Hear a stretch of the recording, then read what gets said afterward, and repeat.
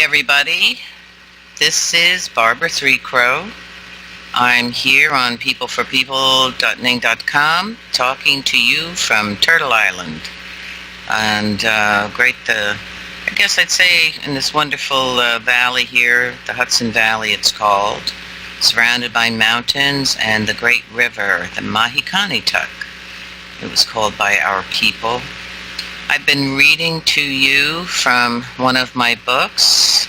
This is titled The Return of the Sacred Feminine and Teachings of the Grandmothers in Spirit. And I'm sharing with you some of my personal experiences, the phenomenon and miracles in my life, and also my perceptions on things, as well as guidance from those ancestors in the realms of spirit. And I'm at chapter 22. It's called The Time of Challenge. I started that last week, so I'm going to continue and see where we go. Thank you for being here with me. So we can choose at this time to either create balance, harmony, and peace in order to transcend the fourth world of chaos and into the fifth hoop of peace. Or we can choose to continue aligning with the lower vibrations of greed, ignorance, judgments, hatred, and superiority over all that had originally been created as sacred. We can no longer continue our destructive ways and expect to transcend into the fifth world of enlightenment, which must now meet the challenge of the chaos that we have created through each level of incarnation to this very point in time. And what I'm speaking about here is prophecy, the prophecy of these days that we are in. Our entering into the fifth hoop of peace, or fifth world of peace, is part of the divine plan meant for all of humanity, although there are many who may not recognize their part or their soul's quest. The prophecy of our fulfilling the divine plan was meant to bring each of us through the earth changes and cataclysmic events that we are presently experiencing, and it is essential to begin the process that will create balance on the Mother Earth once again.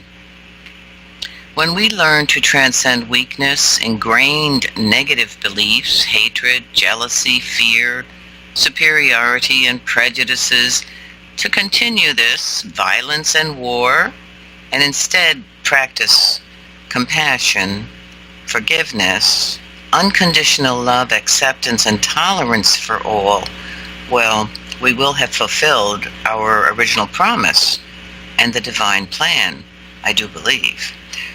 Only when harmony is present will we enter into the fifth hoop of peace. Now, I want to talk a little bit here about this, What I'm referring to here, the fifth hoop of peace, is a different frequency. It's a frequency, of course, of peace and compassion and love. Whereas the fourth world of chaos is just that. Chaos created by anger, rage, jealousies, and so on. And we've been in that fourth world of chaos for millennia. And we have reached a time in, I guess, a point in time or a timeline where things are shifting, dramatically shifting. And I guess you'd say it's either we're going to wake up and align ourselves with a higher frequency and move out of that experience of chaos, extricate ourselves, I guess I'd say, break the chains of that controlling our minds, our thoughts, and our acts, because that is exactly what's been going on. So and that's what I'm speaking about, that we are in an extraordinary time, and this is prophecy. And the universal law declares that all things are meant to be. Now, some may not like to hear that. Yeah, all things are meant to be, but this code, and I'm calling it a code, clearly shows the significance and power of the decisions and the choices that we make. So we are each being given a chance, once again, to seek an understanding of our purpose, or you could say our spirit or our soul, the soul's purpose, as intentionally seeking and engaging in whichever challenges that are present. The quest of our soul is to expand and to grow, to bring enlightenment, and most importantly, to bring about a peaceful existence. And that, I'd say, is, I guess my theory is that is sought or sought after through each incarnation. So within this lifetime, we have been met with great challenges, and the agreement was to return to the sacred grandmother's ways. And this, I'm going to say, the grandmother's ways are the teachings of our ancestors, which was the way of respect and balance and care for all of humanity. And these also were the original instructions, the stewardship of the Mother Earth and all life that we were all a part of and supposed to be maintaining. So we are all part of the sacred hoop and creating life and experience through personal choices and soul agreements.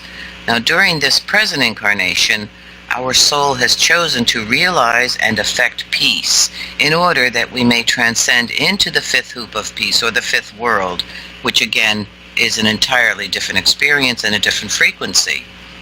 Our greatest challenge is our battle against the dark force. The dark force embodies negativity, hate, greed, and violence against the sacred feminine, and, of course, the sacred masculine. All that is sacred. These forces manifest as powerful energies that seek a hold to take hold upon each of us. Their desire is to create chaos, fear, doubt, and greed. And they feed off of the energies of those that they have captured.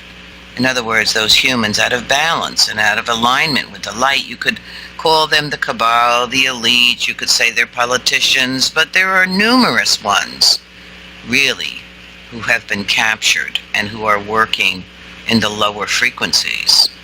The dark riles against the light and must hold strong in order to survive. And yes, unbeknownst to us, we are feeding the dark energies with our negative thoughts, our harmful behaviors. We find ourselves at a crucial time on Earth being challenged to make a choice.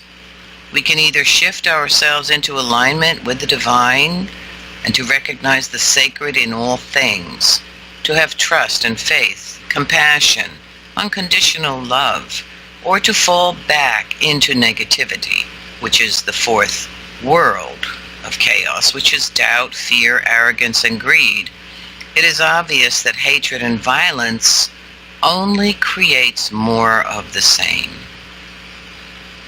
Through our recognizing the universal law that states all things are meant to be, we then realize the significance of the existence of the forces of dark and light, and the souls accepting to return to meet this great challenge. Each soul within every human is divine, yet humans are earthbound. We have free will. We have ego. The choices that we each are meeting in this lifetime are to either align with the dark energies or the sacred and higher vibrations. Again, this is our choice, free will. Either way, we will be met with great challenges. So there are many who have reincarnated to meet monumental challenges and to take up the battle against negativity and lifetimes of imbalance. Now others have chosen to return to align with the dark, to become the challengers against the light. Understanding the divine plan is essential and points to all things being as they are meant to be according to this plan. Each challenge we meet will grow us and expand us, bringing us closer to universal truth. And the prophecies tell us we are to return to the ways of the Grandmothers in order to evolve and enter the fifth world of peace. Those who have chosen to link with and fulfill this prophecy are at present experiencing an increase in chaos, change, and challenge. And that is pretty much all of us. Whichever side you're standing on, you're going to experience this great challenge. Life in harmony and balance. This plan imposes specific rules which determine all things to be in right relationship. Now, this significant relationship has arranged the plant and animal kingdom into the most favorable environment, where every element in the universe and upon the earth maintains harmony and balance. Now, before the advent of technology, early cultures recognized their relationship to the earth and all her elements. They knew the importance of maintaining harmony. Not only did they know that nature was not to be disrespected or challenged, they also maintained a balance by respecting the nature of male and female. And their respect for each other was essential in regards to their upholding this divine plan. Now, history has shown us that over time, increasing disregard for the earth and the sacred feminine has affected generations, so that no longer is balance maintained, nor does harmony exist in our natural world. And again, you've heard me speak about the agenda or a plan to really corrupt this sacred creation. And over the many years, and I wrote this book a very long time, so I'm actually in a different realization now of the depths of this particular plan and how dark it is, because to corrupt and destroy basically everything that was created as sacred, well, that includes you, and that includes me. That includes our children and our grandchildren and coming generations. So to me, this is really a very dark plan that we are battling against here. That's why this timeline is so crucial. So if we do desire a peaceful world, a world where we have respect for diversity and realize all of humanity as being in relationship to not only the earth, but to each other, and to begin to care for each other and the earth and natural resources, well, it is imperative then that we align ourselves with the teachings of our ancestors. And that too is part of a prophecy. I guess I'd say that some of the elders have said that the way that we will be able to, or let's say, to survive or come together and is to return to some of these ways of our ancestors, which was to recognize and identify the earth as sacred, each other as sacred, and to be the stewards of this earth, the water, and everything. And this is when I say the teachings of the grandmothers, the ancestors, that's what I mean.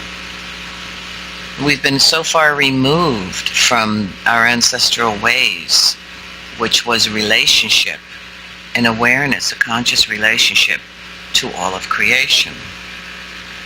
So in order to succeed and to heal generations of negative programming, we have to visualize ourselves as complete and whole, occupying a sacred space, and allow ourselves to receive and to be filled with the love vibration or frequency that is emanating from the Creator that created this creation, from that love and joy, I'm going to say, because to me, when you look at this creation, even a little baby, you look at the creation, it's quite a miracle. And I see it involves a lot of joy and awesomeness. There's certain things that you just look at. And then you have the golden, I guess you'd say the Fibonacci, the golden numbers, the pi, everything scientifically now is being, I guess you'd say the scientists are coming around to say, well, there was an intelligence involved here. This is not just some random creation. There was an intelligence going on, something. It is crucial that we forgive ourselves and also others, which has a negative impact and a profound and damaging effect against what is sacred. When you hold hatred, when you hold revenge, even guilt, these will make you sick. These are lower frequencies. And you can choose to refrain from association with others who are out of balance and who are creating disharmony. You don't have to hang around with these people. You can step away. I don't believe in happenstance or mistakes. I do believe that everything happens for a reason, that every challenge we meet, even negativity itself, is part of this plan. It's purposeful and meant to be an opportunity for us to grow. Every experience offers each of us an opportunity to choose either to embrace health, harmony, and love, or hatred, violence, and greed. We can learn to make right choices by paying attention to our feelings, which are signals that can show if we have been exposed to negativity or harmful behavior. So it is important to realize how we feel. And I'm going to say that this is about our sensory perceptions of things. What does it feel like when being triggered by others? When you're hearing negative words or being subjected to behavior that is harmful to your spirit? And I remember yesterday on the show on Turtle Talk, I think it was Chris, excuse me, we were discussing what to do, how do you strengthen your foundation, your spiritual connectedness, your shields, against harmful words or behaviors of people, or stupidity. I think he said the word about stupid things, stupid people, he called them, I guess. How do you deal with that? Well, yeah, so that means you're being triggered. So when you're triggered by others, you lose your power. You're giving your power away because now they have control over you because you lost your power. You were just now triggered and now you're reacting to them. You're frustrated, you're angry, maybe you're even, spittle coming out of your mouth, or you're, tearing your hair out. Well, you're certainly not in your center then, are you? You certainly are not in your own power. You are reactive.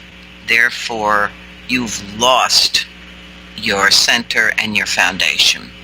And people trigger us all the time. So, if you like that reaction and going crazy over what people are doing, well, go right ahead. But if you want to know, why does this happen to me and how can I stop it? I'm giving you some suggestions. It's a challenge, but I think we are really being challenged to hold our power, to be more empowered, to not be affected by the stupidity, the craziness, the insanity, and this push to really pull us back into the fourth world of chaos. yeah, that's what's going on. So we do have the right to choose to be in harmony. We have the right to remove ourselves from those who are caught in negativity. And whenever someone speaks with disrespect toward others, you can choose to let it go in one ear and out the other. But you can also choose to repeat what they've said, and you can continue that thread as well. If we repeat others' harmful behavior, then we're sending this negative energy out into the world. If we understand the laws of cause and effect, and what goes out comes back, it is wise to be cautious then and pay attention to your own words and their powerful effect. We need only to reflect upon the power of words, the power of thought and emotion, to understand that if we desire a world of peace and healing, if we want change, we must take that responsibility and not take part in this harmful behavior. And I have to say that there's a ramping up, a push for people to be reactive, to bother you, to get your buttons pushed, to freak you out, to even, put you in fear. That's something that is going on deliberately because who eats that fear? Who are you feeding with anger and hate, prejudices and fear? Who are you feeding? You're feeding what has maintained and sustained the world of chaos for millennia. They don't want to lose you. They need us as food. So, here's something that is really important. And I've said this so many times. It's about knowing yourself as sacred, knowing that your life is essential, and all that you experience, be in gratitude, because each challenge we meet will be a gift. Now, you'll be open to each step upon your pathway with love and compassion, acknowledging your own divine soul and that journey. And I do say this with conviction. Within every experience, there is a gift, but you have to find the gift, because it may not be such a great experience just looking at it from one perspective. But within all of our experiences and our challenges and difficulties, there is a gift, something there that will help us to learn something about ourselves.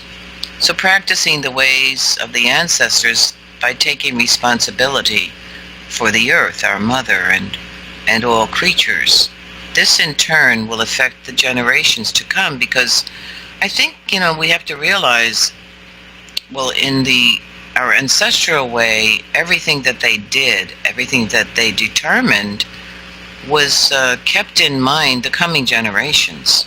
And I think we've kind of lost that connection.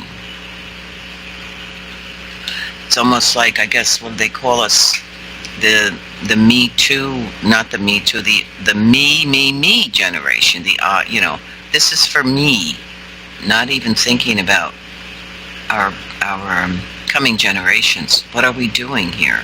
So, realize also that an attitude of acceptance that all things are meant to be for your highest good, okay, and that even difficult situations have great meaning. Now, most of all, we are each of us co-creators, and our words and our thoughts are more powerful than we often realize. So therefore, each of us can choose to recreate our world once again in harmony by deepening our relationship with the spiritual realm that exists in all of nature. We can do this by slowing down and spending time in nature. It is very healing, and it does renew us. It brings us once again into harmony. I'm at chapter 23.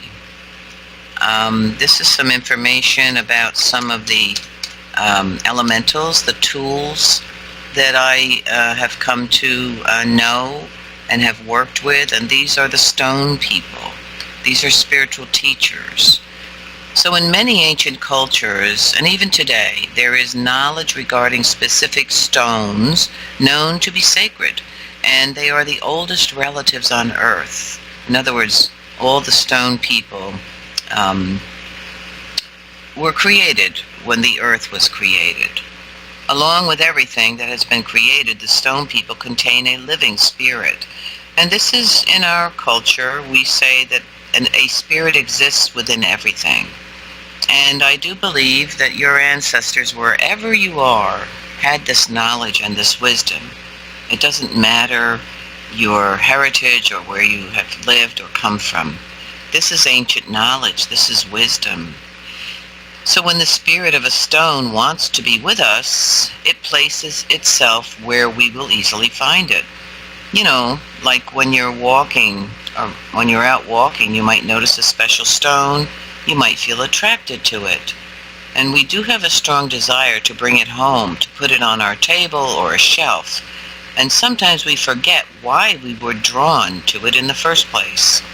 If we overlook the importance of this stone and its spirit, we might miss an opportunity to learn and to grow spiritually, and actually to utilize the gifts of the spirit of that stone. Now, some stones I have are dreaming stones, some are healing stones, some are grounding stones. This is what I'm talking about. And some actually are traveling stones or journeying stones, where you can shift out of body and go into journey, utilizing this stone. At the beginning of each medicine circle, I always ask the women to begin their search for a stone and bring it to the next circle. This is a commitment to a stone spirit, and what that does is it sets the pace of commitment to one's spiritual advancement. In other words, people say, well, how can I develop a relationship to spirit? Well, you have to make a commitment, number one. And number one, you have to identify and feel and know and trust that there is a spirit within all. So what happens when you're holding a sacred stone is you can receive guidance. You can learn to trust your natural intuitive gifts by paying attention, by listening and observing the sensations, the feelings, and the vibration given off by this stone. You learn to communicate with the spirit of the stone. You first quiet your mind and place yourself in an altered state to open all of your senses. In other words, don't think. I'm always saying this is not an intellectual process, not a thinking process. It is a sensory experience. And this is, I call this personal medicine, okay? You can say a gift or personal medicine. It is to develop the art of manifesting and learning to understand energy. And this is a very key piece. Learning to understand energies and frequencies, or sense the energy, sense the frequency, through your sensory abilities. It's to be able to experience the living spirit in all things. When seeking guidance from spirit, it is important to begin with a ceremony. It doesn't have to be a very involved one, but you could light some sage or sweetgrass, and you can clearly and sincerely communicate your intentions. Put yourself in a calm, quiet state. Personal medicine, what is that? Well, it's the ability to discern the subtle energy and the signals from guiding spirits. Personal medicine, it is learning to tap into and receive healing knowledge and guidance from a higher source. So some people say, well, that's a shaman or a medicine person. Yes, you could use those terms, but again, to become a shaman, it takes many, many years. But to begin, I'm sharing how to begin to move forward towards developing your personal medicines and your abilities. It's learning to tap into and receive the healing knowledge and guidance from a higher source. So the more you work with sacred items, the more powerful and expansive your connection. The spirit within everything, for instance, plants, trees, animals, water, wind, stones, and the star nations, we regard them as our relatives. The conscious intent of the elemental spirits is to activate healing vibration within the universe and upon the Mother Earth through their connection with humans. I'm going to read that again because this is really, I think, a really key piece here for us to understand. This is an intention. The conscious intent of the elemental spirits, okay, is to activate healing vibrations within the universe and upon the Mother Earth through their connection with humans. What I'm saying is that these elementals need us just as much as we need them. So the stone people, for instance, they are the oldest inhabitants on Earth, and they possess ancient teachings. And those of us who originated as star children and who carry an ancient link to the sacred ways may need to reconnect with the ancient ones, and they will assist us to once again walk in beauty, in the beauty way of wisdom and knowledge. The teachings of the stone people are an essential part of the sacred hoop. Now the hoop is a vortex of energy and naturally harmonious. It has been broken due to humans' disregard and disrespect of the sacredness of all things, and I do believe, again, that that was deliberate, to break the sacred hoop, to corrupt what is sacred, and that involves us, to corrupt us, to distract us, to remove us from our true nature. To awaken our spiritual self and enter the fifth hoop of peace, we must respect and hold in high regard the Mother Earth in all relations. In other words, shift into that awareness and that connectedness.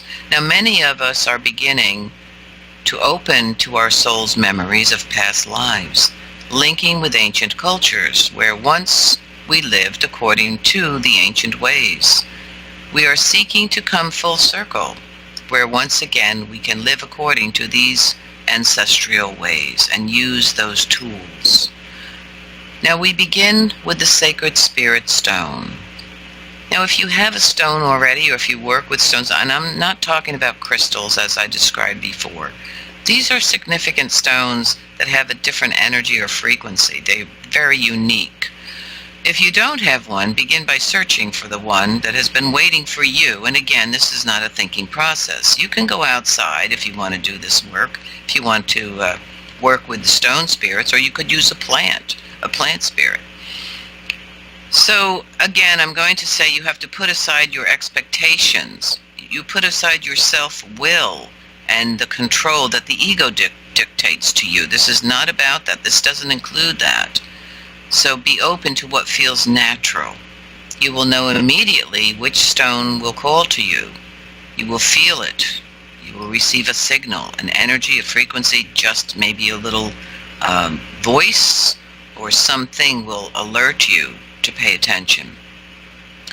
Whenever working with elemental spirits, you be aware of how the egotistical mind will lead to confusion. It will lead you to doubt and even disharmony, and it will block the natural flow and alignment with spiritual guidance, because our ego does get in the way. Now always begin with a prayer of gratitude, thanking the spirits for their help. Practice creating a heightened awareness that opens each of your senses and your awareness of the environment around you.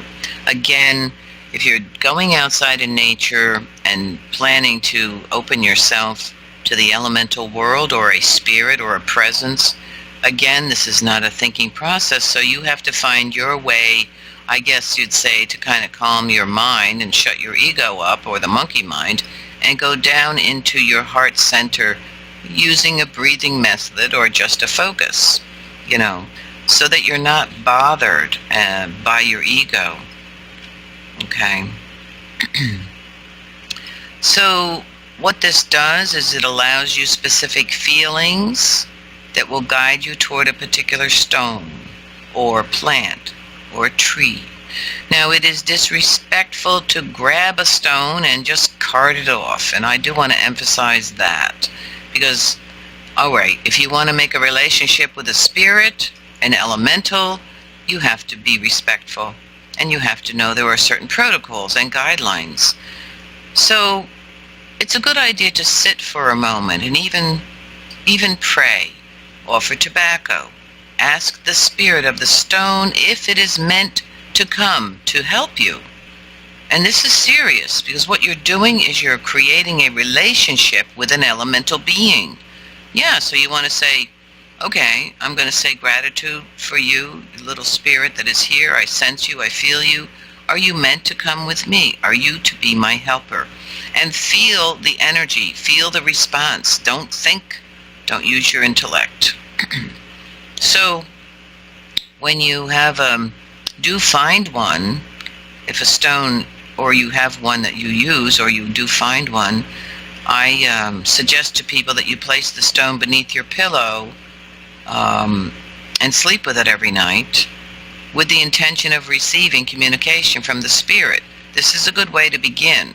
Again, your intention. I want to emphasize that. So you have the stone, you hold the stone, you feel its energy, you feel its frequency, you feel the vibration of that stone. Now, right off the bat, you have the knowledge and awareness that there is an elemental spirit within that stone. If you don't have that connection, well, I'd say don't even bother. Okay, I'm just saying, because you have to start from that place. You have to start from this inner knowing that there is an elemental being, a spirit within everything. So when you put it under your pillow, you speak your intention, or you hold an intention of receiving communication from the spirit. That's a good way to begin. Now, as you begin drifting off to sleep, this is important because there are steps here.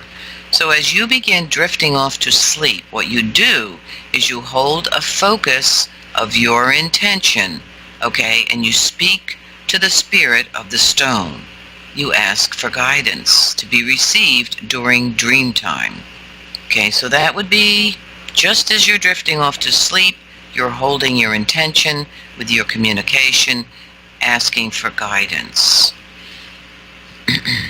So, this works. I've used this for many, many years.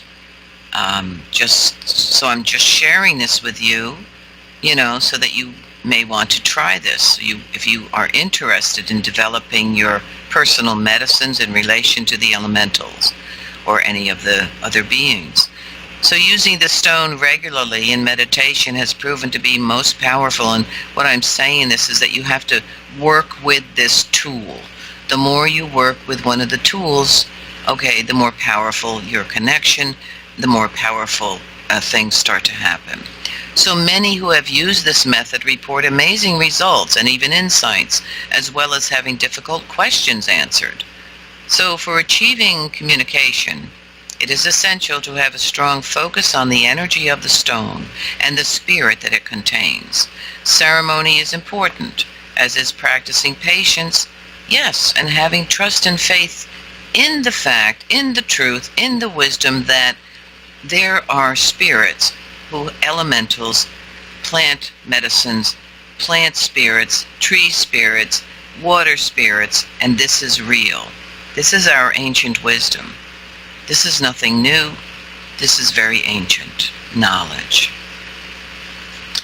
I'm going to tell you a short story here about a woman who was involved in one of the circles, the healing circles that and an experience she had. Her name was Joan. Well, not her real name, but she was a member of the healing circle, and she expressed her fear and the challenge that she was experiencing of having to make a decision in order to change her life. So she was kind of stuck, and she was experiencing a great fear.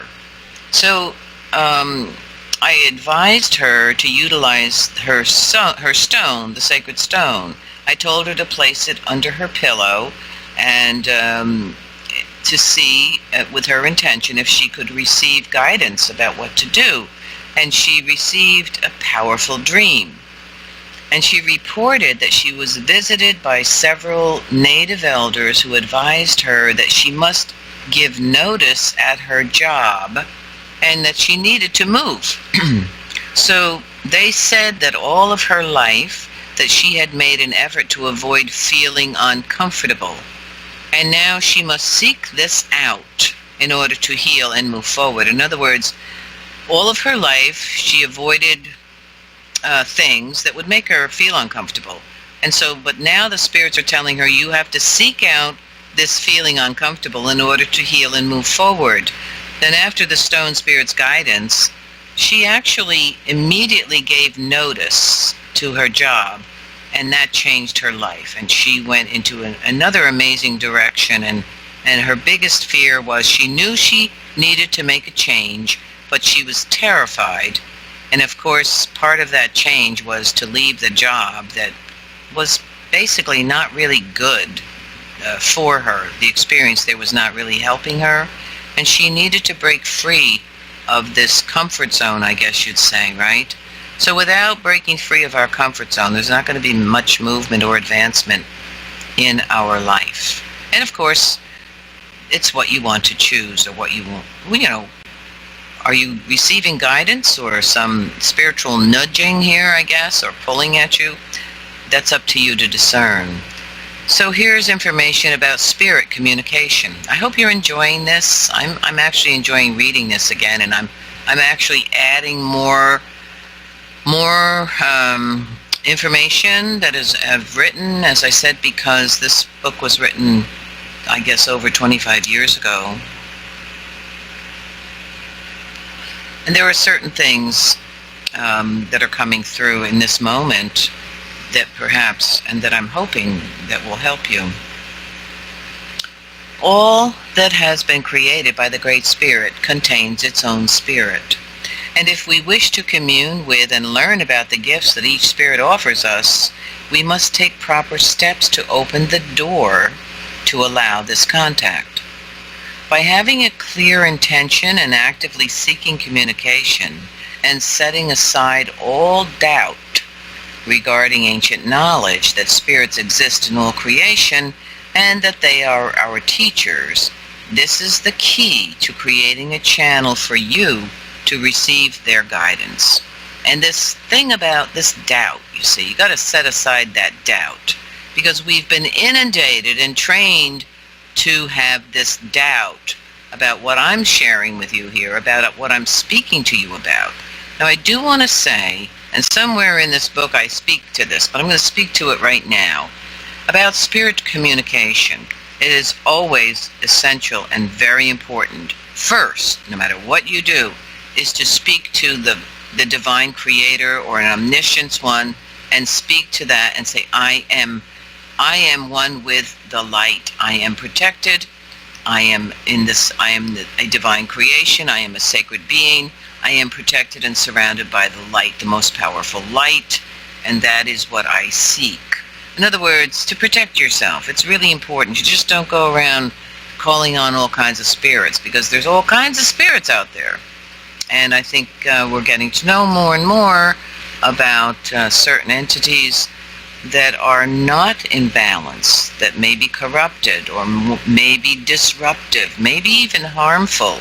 Okay, so you don't want to be opening yourself to calling on these things. You want to be very aware and protective. And you do that through your communication or prayer to something. I use Great Spirit. You could use God or Creator or the Divine. You can choose all of those, but you must make that statement to the universe. It's very important to block anything that would not be harmonious. Okay. So doubt blocks the flow of clairvoyant energy and shuts down all possibilities. That doubt. My teacher Wallace Blackout, my relative, used to say, he focused a lot on doubt. He said, doubt is a dis-ease. Okay, and it's very true. So doubt blocks the flow of clairvoyant energy and shuts down all possibilities. Attentiveness and focus and commitment are ways we can better receive guidance from any elemental being that we wish to contact of a higher source. So making a conscious effort to connect with the spirits in the forest, or a plant or stone, the little people or the winged, as well as those who exist on parallel planes, will help raise our vibration as well as develop our spiritual consciousness. Again, remembering to always surround yourself and protect yourself with the power of the light. You practice the ancient earth ways of those who long ago were seers or healers, medicine women and men who had daily communication with spirit guides through ceremony, prayer, and ritual. Living according to the ancestors' earth ways taught humans the importance of their keeping a balance through a daily spiritual practice and living life as a prayer. In other words, every step is a prayer, and you are either praying for something good or not, or either you're praying or you're not. And that, what I'm saying here is conscious awareness, a conscious awareness that you are in a realm, that you are existing in a spiritual realm. That's being consciously aware. Okay, and of course that is about your sensory connectedness to everything. It's not your ego, it's not your monkey mind, and it's not your intellectualizing mind. And trust and faith is a real key here. So I'm going to talk about another person who was in one of my circles who learned something about trust and faith. I'm going to share this with you. And Sharon was a member of the medicine circle, and she was having difficulty and frustration in not being able to experience an elemental spirit. She was trying, she said, and she felt she had no idea of how to go about this. She believed that it seemed to work for others, but not for her. In other words, yes, she would get really frustrated and say, well, I don't see anything, or I don't hear anything, or I don't feel anything. So her perception was that the spirits were not contacting her because she must not be good enough. I explained to her that the spirits don't judge us, that the spirits are always near us, and it is up to us to take necessary steps to make contact. And trust and faith, and I'm going to say acting as if, will bring about contact with each of the elemental spirits that exist within trees, plants, animals, and also other guides. So daily we are inundated with life's worries, responsibilities, and this creates a block. It's a distraction to our receiving communication from the elemental realm. We are so easily distracted today, so you really have to shut yourself off from these distractions if you want to develop your spiritual gifts. Okay, that's if you want to. Because you can't do this with the level of distractions that are happening. So we will not be successful if we allow negative thoughts, doubt, impatience, and frustration that will block the natural flow of communication. So in ancient cultures, there was never any doubt of the ability to commune with spirits. There was a strong belief in the existence of a spirit in all things. Therefore, their willingness and expectation that they would achieve contact was essential to their receiving spiritual guidance. So what I'm saying is, in ancient cultures, there was no doubt. They had this experience, and that's what opened the doorway. Excuse me. Just taking a sip of water. So I'm going to reread that again because I think this is important. Excuse me, and it may help you to know what I'm speaking about here. So in ancient cultures, there was never any doubt of their ability to commune with spirits. There was a strong belief in the existence of the spirit in all things. So therefore, okay, they were able to achieve this contact, and no problem with that. Okay. It is up to us to open the channels on a daily basis through ceremony and prayer. In other words, a practice. And this is acting as if, I'm going to use that term again, acting as if, and having a clear, direct intention where your daily practice will eventually bring you into alignment with the guidance of sacred beings. Now, if you awaken in the middle of the night, for instance, what I do is I light sage or sweetgrass, and I do sit up. Sometimes I get up. Sometimes I say a prayer.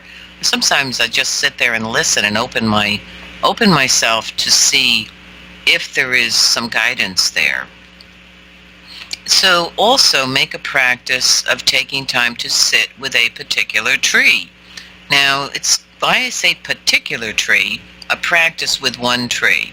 Okay, it's sort of like making a relationship with the tree spirit. You feed the spirit of the tree daily with prayer, with gifts of tobacco, or even foods that you eat. This is making a relationship, creating a relationship with the spirit, the spiritual realm. You have to make that relationship.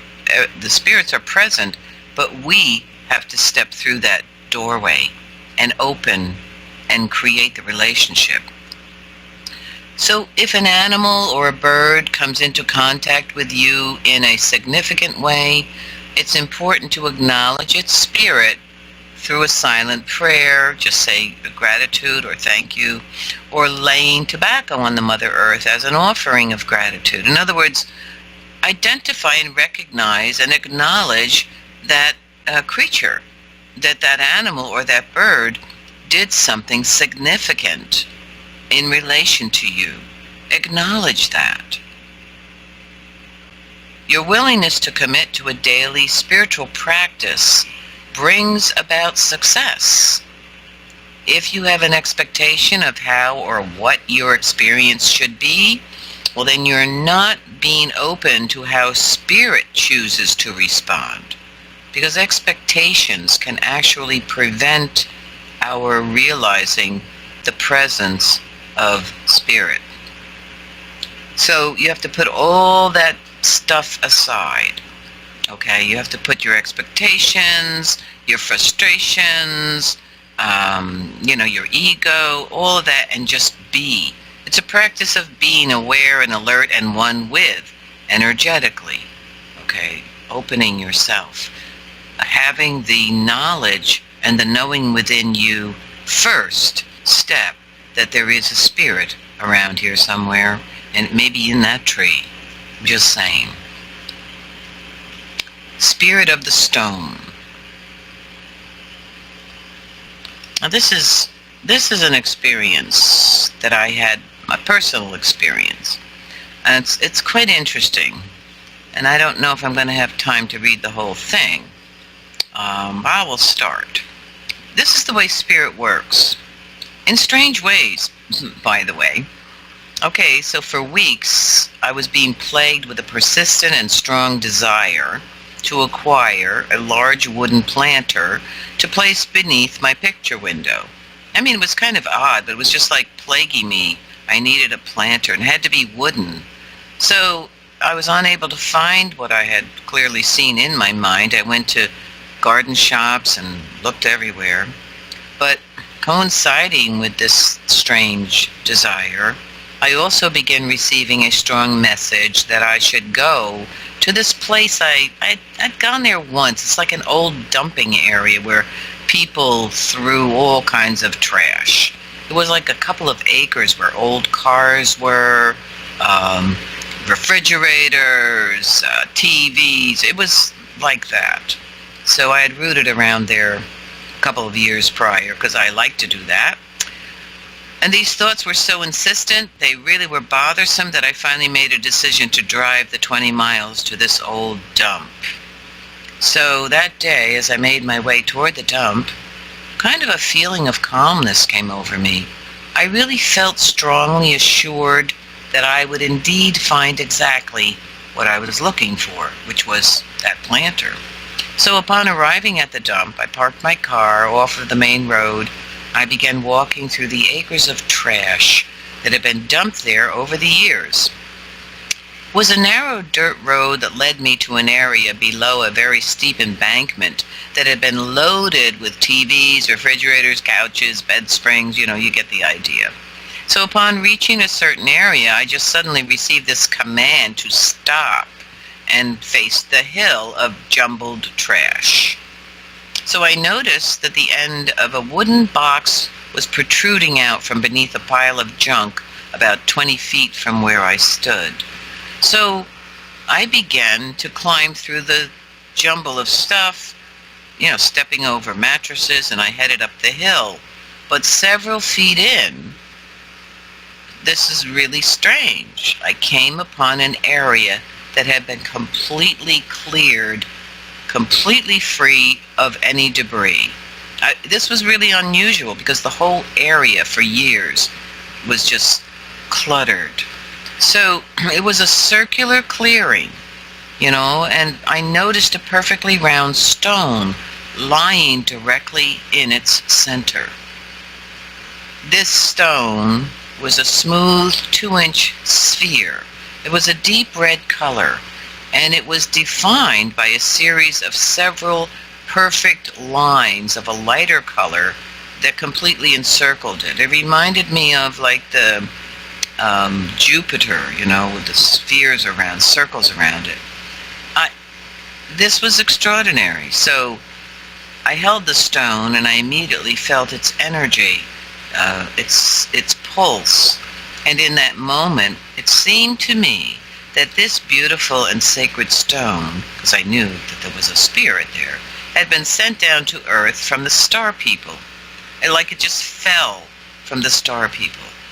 And I looked up with a prayer of gratitude to have received such a gift.